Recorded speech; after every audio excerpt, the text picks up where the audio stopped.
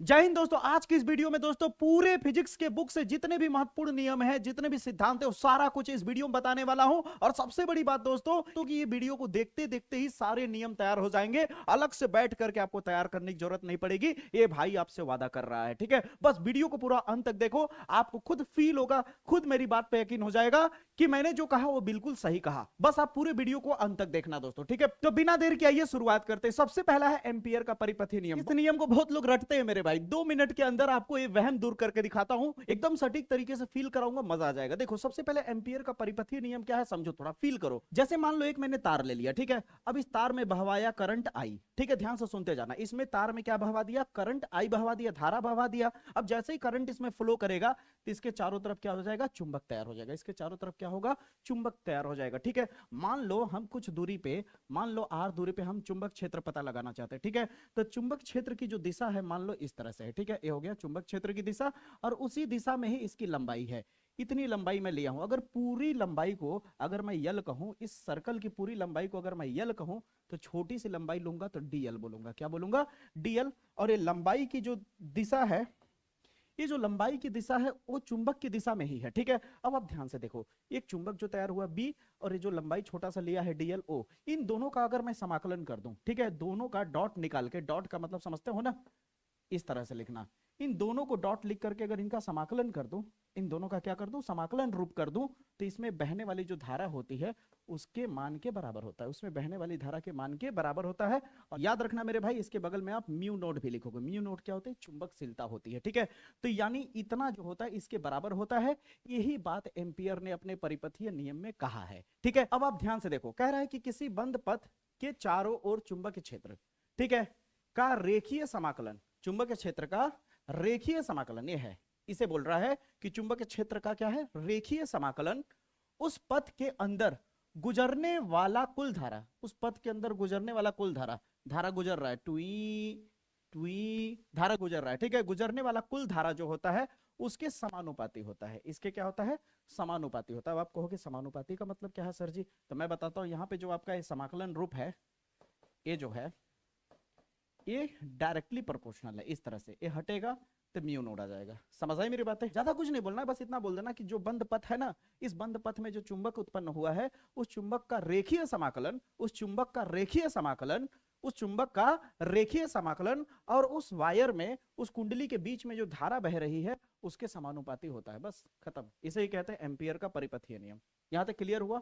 यहां तक अगर आपको अच्छे से क्लियर हो गया तो अगले वाले में आओ ना भाई, एकदम धमाकेदार मजा आएगा। कह रहा बायो सेवट का नियम क्या है, बहुत इजी है मेरे भाई। बायो सेवट का नियम आओ पहले फील कराते हैं। ये सब जो लिखावट है इस तामझाम में तुरंत मत फंसना, कभी नहीं फंसना चाहिए। पहले आप फील करो, तब ये ऑटोमेटिक क्लियर होता चला जाएगा। समझ आई मेरी बातें? आप फील कराता हूं और महसूस कराता हूं। देखो इसको मैंने पहले साइड कर देता हूं, ठीक है। पहले समझो बायो सेवट का नियम क्या होता है। जैसे मान लो मैंने एक तार लिया मैंने, ठीक है।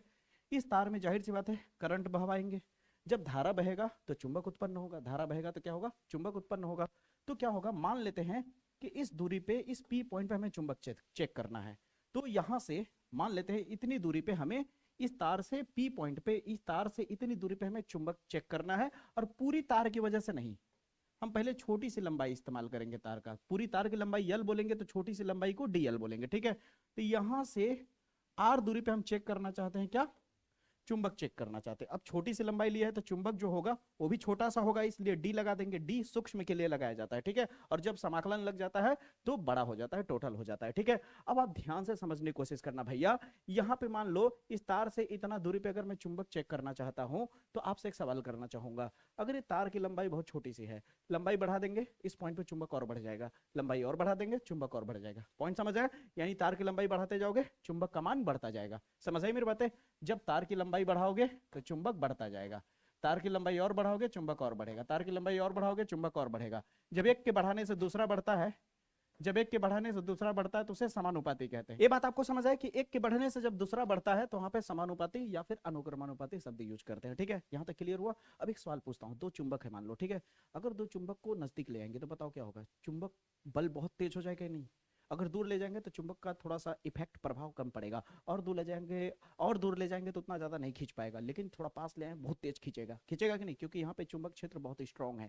तो इसका मतलब ये हो रहा है कि अगर यहाँ चुंबक आसपास है, तो अगर मैं यहाँ पे चेक कर रहा हूँ चुंबक क्षेत्र, अगर मैं यहाँ ना चेक, थोड़ा और दूर जाकर के चेक करूंगा चुंबक क्षेत्र, तो चुंबक क्षेत्र कम उत्पन्न होगा। और दूर जाके चेक करूंगा तो चुंबक क्षेत्र का मान और घट जाएगा। यानी जैसे जैसे दूरी बढ़ती जाएगी चुंबक क्षेत्र का मान घटता जाएगा। ये आप फील कर सकते हो, महसूस कर सकते हो कि एक हाथ में चुंबक है, एक हाथ में लोहा है। यहाँ पे ले जाएंगे तो बड़ा तेजी से चुंबकवा खींचता है, यानी बड़ा तेज प्रभाव है यहाँ पे। और लोहा को थोड़ा दूर रख लेते तो घंटा नहीं खींचता है। समझ है मेरी बात है? यहाँ पे प्रभाव नहीं है, इसका मतलब दूरी बढ़ने पे चुंबक का प्रभाव घट रहा है। यानी आर बढ़ाओगे तो चुंबक घट रहा है, आर और बढ़ाओगे चुंबक और घट रहा है। समझ आई मेरी बातें?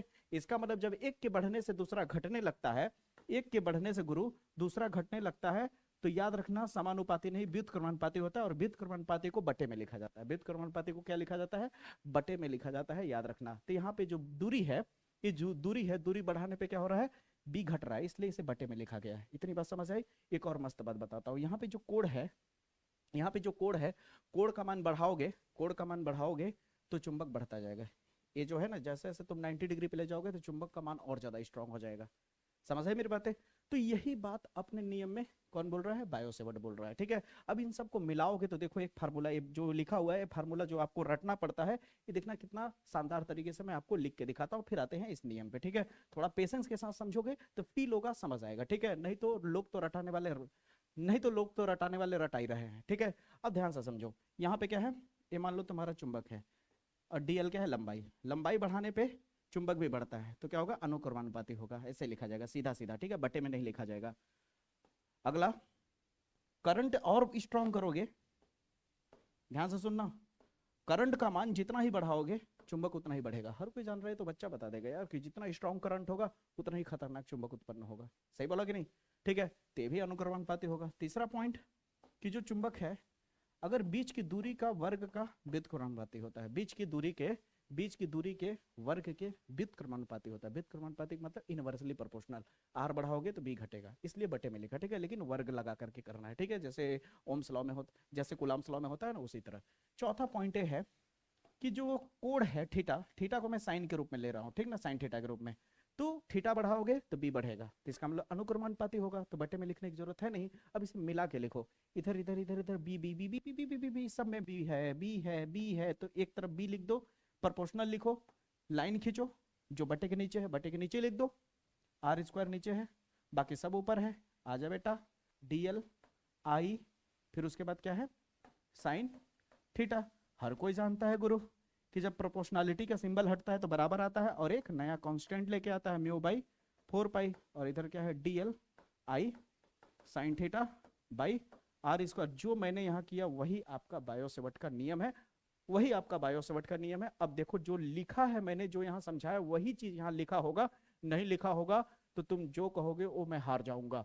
देखो ध्यान से समझना, चालक के अल्पांश द्वारा किसी बिंदु पर उत्पन्न चुंबक है। अब कहोगे अल्पांश द्वारा का मतलब होता है इतनी बड़ी सी तार है, लेकिन मैंने छोटा सा नन्ना सा मुन्ना सा लिया है डीएल, तो इसे अल्पांश कह रहा है, अल्पांश दूरी। ठीक है, तो अल्पांश द्वारा किसी बिंदु पे, इस पी पॉइंट हम चेक कर रहे थे ना, किसी बिंदु पर अब कह रहा है कि उत्पन्न चुंबक जो है ना भैया, ये जो उत्पन्न चुंबक है वो धारा आई, लंबाई एल, और कोण यहाँ थीटा है भाई, ठीक ना, कोण साइन थीटा, ये हटा दो भाई, ये कहां से आ गया? कोण साइन थीटा के अनुक्रमानुपाती होती है। देखो, ए भी अनुक्रमानुपाती, आई भी अनुक्रमानुपाती, साइन भी अनुक्रमानुपाती। दूरी यूज नहीं किया है, तथा करके बाद में लिखा है दूरी वाला, तथा बिंदु की अल्पांश दूरी, बिंदु की अल्पांश दूरी। अच्छा, अल्पांश अल्पांश बार बार क्यों कह रहा है? अल्पांश का मतलब होता है छोटा सा लिया है ना, इसलिए यहाँ पे जो चुंबक उत्पन्न हो रहा है वो छोटा सा उत्पन्न हो रहा है, इसलिए डी लगा है हर जगह पे, देख सकते हो। ठीक है, तो यहाँ पे अल्पांश दूरी के वर्ग के व्युत्क्रमानुपाती होता है, इनवर्सली प्रोपोर्शनल होता है। व्युत्क्रमानुपाती कब यूज होता है? जब एक का वैल्यू बढ़े तो दूसरा घट जाए, एक बढ़े तो दूसरा घट जाए तो व्युत्क्रमानुपाती, और एक के बढ़ने से दूसरा भी बढ़ जाए तो अनुक्रमानुपाती। समझ आई मेरी बातें? मजा आ रहा है? क्लियर हो रहा है? यही है मेरे भाई बायो सेवर्ट का नियम। क्लियर हुआ? मजा आया? अब चलते हैं अगले पे। अगला है मेरे भैया कि वैद्युत चुंबक की प्रेरण क्या है? वैद्युत चुंबक की प्रेरण संबंधित फैराडे के नियमों को लिखिए, फैराडे के नियमों को लिखिए। अब हम फैराडे के नियम की तरफ चले उससे पहले मैं आपको एक चीज दिखा रहा हूं, ध्यान से देखना। अब दोस्तों, फैराडे के नियम को अच्छे से समझने के लिए 1 मिनट जो दिखा रहा हूं उसे देखो। ये क्या है? तुम्हारा चुंबक है, और ये क्या है? कुंडली है। ठीक है, ये क्या है, कुंडली है। अब ये चुंबक है, चुंबक का क्या है, काफी सारे क्षेत्र है, चुंबक क्षेत्र है, क्या है, चुंबक क्षेत्र। अब ये चुंबकवा को मैं क्या कर रहा हूं, देखना ध्यान से, अंदर ले जा रहा हूं, देखो गया, बाहर अंदर, बाहर अंदर। इससे क्या हो रहा है, इसको अंदर बाहर करने से क्या हो रहा है कि इसमें बार बार इसकी जो फील्ड लाइन है वो बदल रही है, कभी अंदर ज्यादा फील्ड लाइन घुस रही है, कभी कम घुस रही है, दूर ले जाने पे कम घुस रही है, अंदर ले जाने पे ज्यादा फील्ड लाइन घुस रही है, हाँ या ना। यानी कहने का मतलब मेरा क्या है, अब इस कुंडली को ध्यान से देखो, इस कुंडली को ध्यान से देखो, अगर मैं यहां ले जाऊं, यहां ले जाके अगर इस कुंडली को छोड़ दूं तो इस कुंडली के अंदर से कितनी लाइनें निकल रही है, लगभग 2 लाइन निकल रही है इस कुंडली के अंदर से, ठीक है। अगर मैं इसको और थोड़ा पास ले जाऊं, अब इसके अंदर से 3-4 लाइन निकलने लगी, तो इस कुंडली के अंदर से, इस कुंडली के अंदर से जितनी वैद्युत, इस कुंडली के अंदर से जितनी चुंबक बल रेखाओं की संख्या गुजर रही है उसे ही चुंबकीय फ्लक्स कहते हैं। अब बताओ, ये जो व्हाइट वाला आपको सर्कल दिख रहा है, इसे बार बार आगे पीछे इस तरह से करूंगा तो कभी ज्यादा गुजरेगी इसके अंदर से लाइन, कभी कम गुजरेगी, तो ये कहोगे कि चुंबक फ्लक्स में, ये कहोगे कि चुंबक फ्लक्स में, तब आप ये कहोगे कि चुंबक फ्लक्स में बार बार समय के साथ परिवर्तन हो रहा है। चुंबक फ्लक्स में क्या हो रहा है, बार बार समय के साथ परिवर्तन हो रहा है।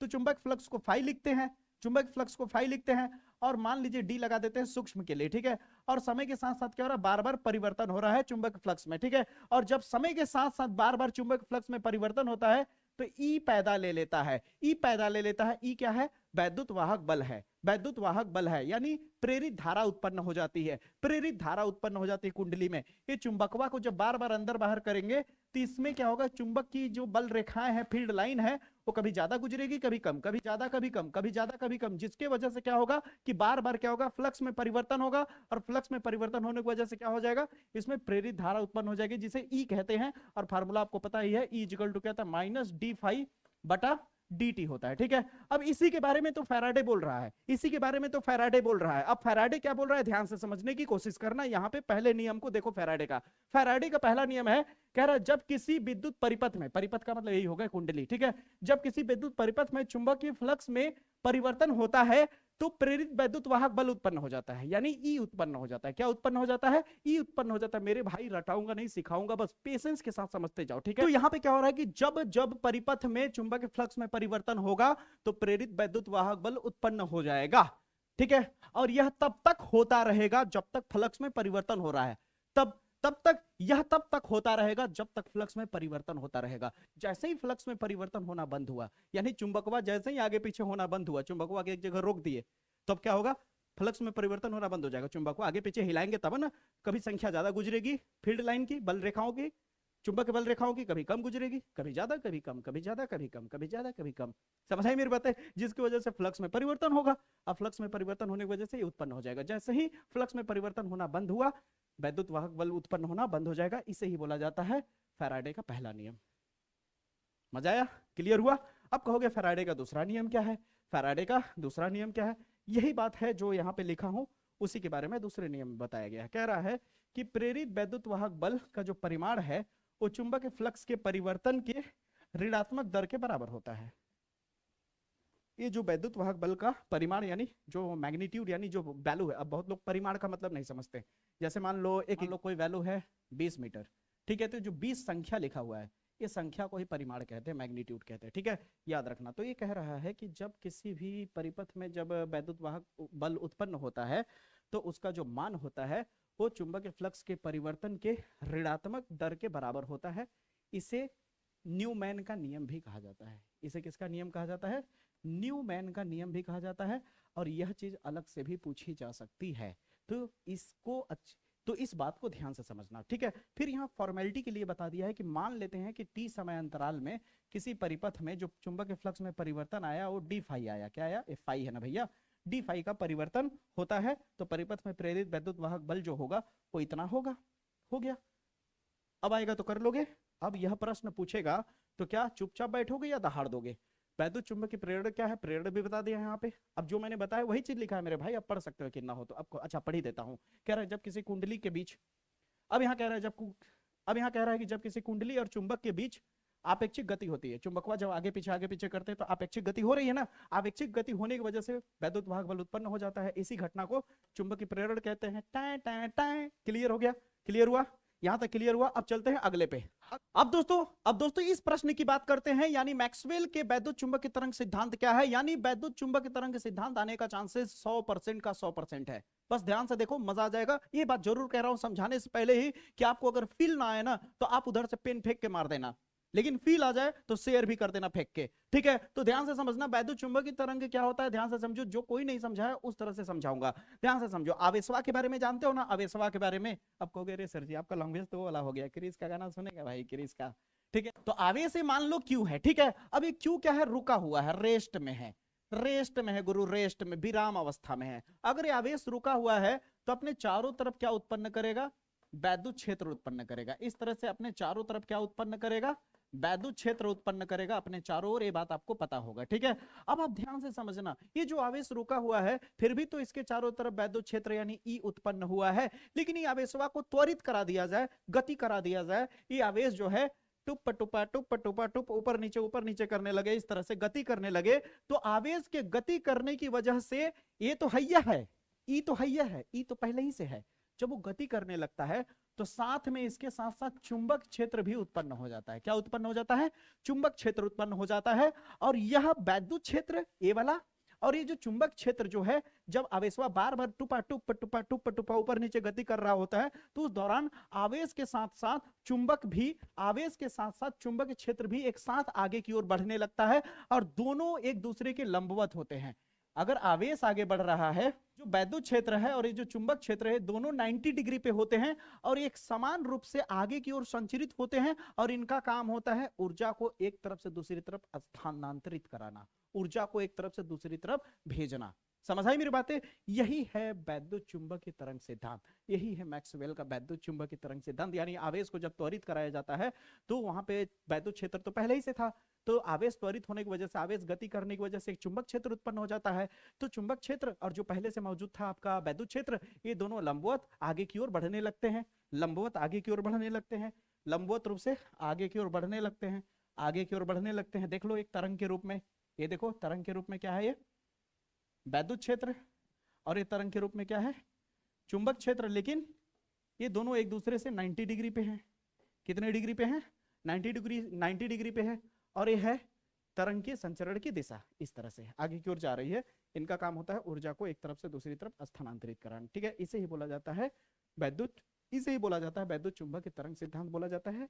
इसी बारे में मैक्सवेल ने बताया था। अब यही चीज यहाँ लिखा हुआ है, अगर आप ध्यान से पढ़ोगे तो अगर आप इसे ध्यान से पढ़ोगे तो आपको रटना नहीं पड़ेगा। देखो यहाँ आप देख सकते, कह रहा है कि मैक्सवेल के वैद्युत चुंबकीय तरंग सिद्धांत के अनुसार, मैक्सवेल के वैद्युत चुंबकीय तरंग सिद्धांत के अनुसार, यहां तक आप लिखना, उसके बाद यहां से लिखना शुरू करना। कहां गया, यहां से, ठीक है। कि जब कोई आवेशित कण त्वरित गति करता है, जब कोई आवेशित कण त्वरित गति करता है तो उसकी ऊर्जा तरंग के रूप में उत्सर्जित होने लगती है। इन तरंगों के संचरण के लिए किसी माध्यम की आवश्यकता नहीं होती है, इसलिए इन्हें वैद्युत चुंबकीय तरंगे कहा जाता है। इसलिए इन्हें क्या कहा जाता है, वैद्युत चुंबकीय तरंगे कहा जाता है।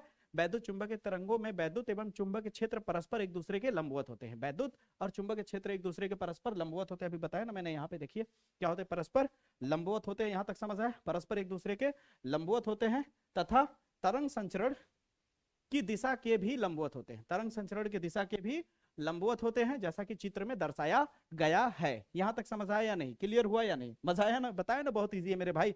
अब अगले पे चलते हैं, अब अगले नियम पे चलते हैं। अगला नियम क्या है, कूलाम का वैद्युत बल संबंधित नियम बताइए क्या है। ये भी एग्जाम में पूछा जा सकता है, ठीक है। याद रखिए नियम है भाई, कभी भी छुआ सकता है किसी न किसी सेट में, तो ध्यान से समझिए, सतर्क हो जाइए। क्या है, एक तो वैज्ञानिक था, एक वैज्ञानिक कूलाम था। कूलाम को यह बात पता था कि जब दो आवेश एक दूसरे के आमने सामने होते हैं तो उन दोनों पे या तो आकर्षण या तो प्रतिकर्षण बल लगता है। ये बात आपको पता है कि दो अगर धन आवेशित हो, यानी सेम चार्ज, ये भी पॉजिटिव ये भी पॉजिटिव, तो दोनों एक दूसरे को खींचेंगे नहीं बल्कि एक दूसरे को धकेलेंगे, प्रतिकर्षित करेंगे, एकदम एक दूसरे को धकेलेंगे। समझ आई मेरी बात है। जैसे एक लड़का है, लड़का का ब्याह कराओगे, दोनों कहेंगे बस साला, बस ससुराल, फट फट भागने लगेंगे एक दूसरे के। लेकिन एक तरफ लड़का हो एक तरफ लड़की हो, वाह, तो लड़का बोलेगा रिश्ता मंजूर है, तुरंत अट्रैक्शन आने लगेगा। तो कहने का मतलब जब दो सेम चार्ज होंगे तो दूर भागेंगे, चाहे वो पॉजिटिव हो या निगेटिव हो। और अगर एक पॉजिटिव और एक निगेटिव हुआ तो दोनों एक दूसरे को आकर्षित करेंगे, ठीक है। तो ये जो बीच में आकर्षित कर रहे हैं या धकेल रहे हैं, तो जाहिर सी बात क्या करके धकेल रहे हैं, बल लगा के। धकेल भी रहे होंगे तो बल लगा के, आकर्षित भी कर रहे होंगे तो बल लगा के। समझ आई मेरी बातें? तो ये जो लगने वाला बल है, ये जो लगने वाला बल है, दो आवेश को मान लो मैंने आर दूरी पे रखा। इसे और एकदम डिटेल में समझने के लिए आप मेरे पुराने वीडियो को जाकर के कुलाम्स लॉ का जो पर्सनल वीडियो है उस पर देखोगे तो आपको एकदम अच्छे से फील भी होगा, न्यूमेरिकल भी होगा। आपको न्यूमेरिकल भी कराया हो, न्यूमेरिकल भी समझ आ जाएगा। ठीक है, तो यहाँ पे आप देख सकते हो दो आवेश है, एक आवेश का नाम Q1, एक आवेश का नाम Q2। ठीक है, अब यहाँ पे कुलाम कह रहा है, कुलाम कह रहा है कि इस पे लगने वाला जो बल है इन आवेशों के गुणनफल के अनुक्रमानुपाती या समानुपाती है। ठीक है, और इसके बीच के दूरी के वर्ग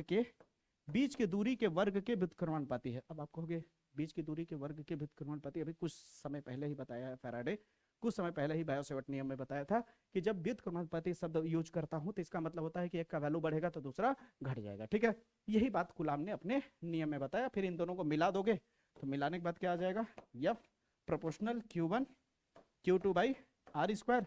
तो F ये हटेगा तो क्या आ जाएगा 1/4 pi epsilon naught Q1 Q2 by R square. समझ आई मेरी बातें? तो यहाँ पे आप देखो तो यही चीज जो मैं अभी यहाँ भाषणबाजी किया वही चीज यहाँ लिखा हुआ है। ठीक है, अब आप बताओ क्या है, दो आवेश है, दो आवेश के बीच में कौन सा बल लग सकता है, आकर्षण तथा प्रतिकर्षण। वही चीज यहाँ लिखा हुआ है कि नहीं, कि इस नियम के अनुसार दो स्थिर बिंदु आवेशों के बीच लगने वाला आकर्षण अथवा प्रतिकर्षण बल जो होता है इन दोनों आवेशों के यानी Q1 Q2 के गुणनफल के समानुपाती या अनुक्रमानुपाती होता है। क्लियर है, डायरेक्टली प्रोपोर्शनल, तथा इनके बीच की दूरी के वर्ग के व्युत्क्रमानुपाती होता है। इसे ही कुलाम का नियम कहते हैं। फार्मूला भी कैसे आया बता दिया मैंने, क्लियर हुआ। अब चलते हैं अगले नियम पे। अगला नियम है गॉस का नियम। ठीक है, गॉस का नियम, गॉस प्रमेय क्या है, कह रहा है गॉस के नियम का उल्लेख कीजिए। ठीक है, आपको गॉस प्रमेय सिद्ध करने को भी दे सकता है, और अगर आपको डेरिवेशन नहीं आता, डेरिवेशन में दिक्कत होता है, डेरिवेशन में कलेजा चलता है, डेरिवेशन में आपको लगता है कि सर डेरिवेशन में बहुत दिक्कत आता है, तो आप मेरा वन शॉट वीडियो देख सकते हो। पूरे बुक का मोस्ट इंपॉर्टेंट डेरिवेशन बना दिया हूं। 2.5 से 3 घंटे का वीडियो है, एक ही वीडियो में आपको सारे मोस्ट इंपॉर्टेंट डेरिवेशन मिल जाएंगे, और उसमें से अगर डेरिवेशन नहीं आया तो 1 लाख का इनाम आपको दूंगा। 100% आना ही आना है। अब कहोगे इतना कॉन्फिडेंट के साथ क्यों कह रहे हैं सर जी, क्योंकि सारे बुक का ही मोस्ट इंपॉर्टेंट डेरिवेशन बता दिया हूं, उसमें बचा ही नहीं है कुछ, तो कॉन्फिडेंट तो रहेगा ना मेरे भाई। इसलिए आप मेरे ऊपर भरोसा करके आप अच्छे से चीजों को देखो। ठीक है, इतना मैं आपको मेरे बहुत सारे प्यारे स्टूडेंटों को पता होगा कि मेरा तबियत अभी बहुत ज्यादा डाउन है। ठीक है, अब आपको कि अगर आपका तबियत इतना ज्यादा डाउन है तो आप इतना एनर्जेटिक होकर के पढ़ा कैसे रहे हो। अंदर से मैं ही जानता हूं ना क्या है, अंदर से मेरे को ही पता है कि बहुत ज्यादा तबियत मेरा डाउन है दोस्तों। ठीक है, गोली खा के दवा खा के पढ़ा रहा हूँ, सच कह रहा हूँ। बस आप अपना सपोर्ट बनाओ। ठीक है, कोशिश भरपूर करूंगा, जब तक आखिरी सांस चलती रहेगी, जब तक शरीर में जान रहेगा, दम रहेगा, तब तक आपके लिए मेहनत करूंगा। क्योंकि याद रखना, आप लोगों ने मेरे ऊपर भरोसा किया है तो भरोसा तो नहीं टूटने दूंगा। समझ रहे हो, मैंने बोला ना कि जैसे ही मेरा तबियत सही होगा तो मैं बेहतर कमबैक करूंगा। तो मान लो ये मेरे वीडियो की जो शुरुआत है, ये वाला वीडियो, ये वीडियो जो मैं अभी, ये जो नियम वाला वीडियो है, इसी से मान लो कि कमबैक की शुरुआत हो गई है। समझ रहे हो, काफी सारे वीडियो बैक साइड में शूट हो रहे हैं। मैथ का वीडियो 2 वीडियो केवल शूट कर, मैथ का 2 ऐसे वीडियो शूट कर रहा हूं जिसमें दोस्तों आपको एक ही वीडियो में फर्स्ट बुक का मोस्ट इंपॉर्टेंट 5 और 8 नंबर वाला क्वेश्चन पूरा एक ही वीडियो में, फिर दूसरा वीडियो शूट कर रहा हूं जिसमें सेकेंड पार्ट का यानी सेकेंड बुक का जितने भी most important viral 5 number 8 number वाले क्वेश्चन वो सारा। समझ रहे हो, फिजिक्स का हो परिभाषा वाला टॉपिक वाला, उत्तर के साथ आंसर के साथ। जैसे बहुत स्टूडेंट कमेंट करते हैं कि सर जो आप लिखे हैं क्वेश्चन इंपॉर्टेंट बताए हैं उसका आंसर भी चाहिए मुझे, आंसर के साथ वीडियो बना दीजिए, उस पर भी काम चल रहा है, तो कोई दिक्कत की बात नहीं है, धड़ाधड़ वीडियो आता रहेगा। थोड़ा सा तबीयत डाउन हो गया था दोस्तों, इस वजह से डगमगा गया 1-2 दिन, नहीं तो हमेशा वीडियो देख ही रहे थे आप, लगातार मैं ला रहा था। ठीक है, एक बात और बता दे रहा हूँ, हिंदी का भी बहुत बेहतरीन धाकड़ वीडियो लेकर के आ रहा हूँ। एक ही वीडियो में सब कुछ रहेगा, यानी वन शॉट 1 वीडियो, हिंदी समाप्त। समझ रहे हो, तो बस आप अपना सपोर्ट बनाए रखो, बाकी तो काम हम है ना, सब कुछ मैं देख लूंगा, सब कुछ तैयारी कराऊंगा, बस आप सपोर्ट बनाए रखना। ठीक है, अब चलते हैं अगले पे। क्या है हमारा गॉस का नियम। तो गॉस नियम क्या है, ध्यान से समझिए, मैं आपको ऐसे ही समझा देता हूँ। देखो कोई बंद पृष्ठ है, ठीक है, अब बंद पृष्ठ के अंदर मान लो कोई आवेश है Q। ठीक है, सुनते जाओ थोड़ा सा। ठीक है, अब इस आवेश की वजह से जो फ्लक्स उत्पन्न हुआ है, फाई ई। ठीक है, तो ये उत्पन्न होने वाला जो फ्लक्स फाई ई है और इसके अंदर जो आवेश है Q, उसके 1/ε0 गुना के बराबर होता है। ये बात कौन कह रहा है, गॉस नियम। यहाँ पे कह रहा है कि इस नियम के अनुसार किसी बंद पृष्ठ से, ये देखो, किसी बंद पृष्ठ से गुजरने वाला कुल फ्लक्स, ठीक है, उसके भीतर कुल आवेश का 1/ε0 गुना होता है। इसे ही गॉस का नियम कहते हैं, या इसे ही गॉस का प्रमेय कहते हैं। ठीक है, ये सब प्रूफ हर चीज कर दिया हूं उस वीडियो में, आप जरूर जाकर के देखना। ठीक है, उम्मीद करता हूं दोस्तों कि इस वीडियो के माध्यम से आपको सारा नियम, सारा सिद्धांत एकदम अच्छे से क्लियर हो गया होगा। इतना ही बुक में आपके नियम सिद्धांत है दोस्तों, अच्छे से आप तैयार करोगे एकदम क्लियर हो जाएगा, कोई दिक्कत की बात नहीं है दोस्तों। मुलाकात करूंगा अगले वीडियो में, तब तक के लिए जय हिंद, जय भारत।